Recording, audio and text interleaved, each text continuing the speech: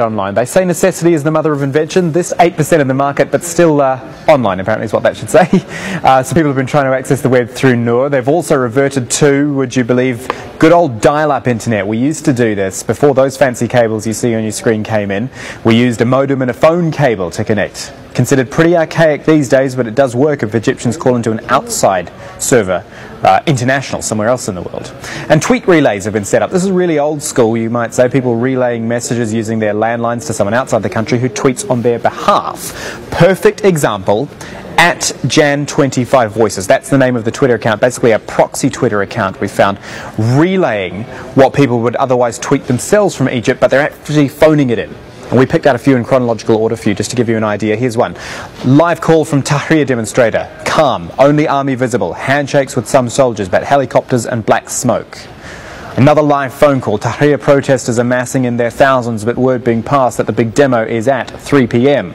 Another live phone call. Army is present, massed in strategic areas like the Corniche. We're all waiting for 3 p.m. 3 p.m. is Egypt time. That's 11 GMT, which is about 15 minutes from now, and we'll be getting more updates hopefully from the demonstrators then phoning things in, because the cell lines are coming up again now, the mobile phones are.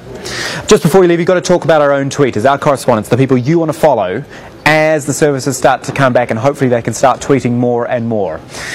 Here's our team. At Ayman M is where you will find Ayman Mohyuddin. He is in Cairo. Dan Nolan, also in Cairo for us. Nolan, at Nolan Jazeera is his Twitter name. Rawya Rage, who you've heard from Alexandria, is tweeting under her full name, at Rawya Rage. And once you've started following them, you can get in touch with us as well. You go to aljazeera.net/English, you have a look at the in-depth section. Anger in Egypt, it's called there. We've got a live debate going on the Egypt protests. You can send us your thoughts as well. Love to hear those. That's all we've got from your web desk for the moment. Back in the next hour. Carl, thanks very much indeed for that. Now, let's go back to Cairo pictures. Now, I've got a bit more detail for you on what's happening here. As we said, these were angry relatives. Now, these are outside, I believe, the El Damadash hospital in central Cairo, and they're angry because several bodies have been taken into the hospital. According to the Reuters news agency, 30 bodies were taken to the hospital between 1 p.m. and 11 p.m. Cairo time. And we're also being told that 2 of the dead were children. I can't confirm this, but this is what we're being told from the news agencies, that 2 of the dead were children, according to a hospital source who told Reuters 1 child was aged 7, 1 was aged 4. Of course, we'll keep you up to date with developments in Egypt throughout the day. Let's get a little bit more news now in the Asia Pacific. Authorities in China appear to be trying to limit discussion of the Egyptian protests. And for more on that story, we can cross to Veronica Pedrosa in our Kuala Lumpur News Centre. Veronica?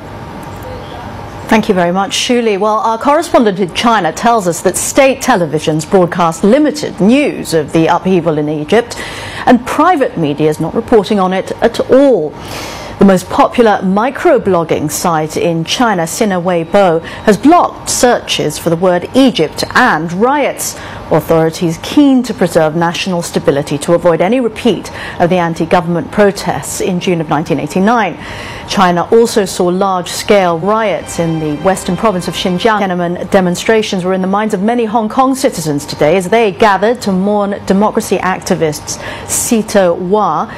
The legislator was instrumental in helping many Chinese student leaders escape the mainland following the 1989 crackdown.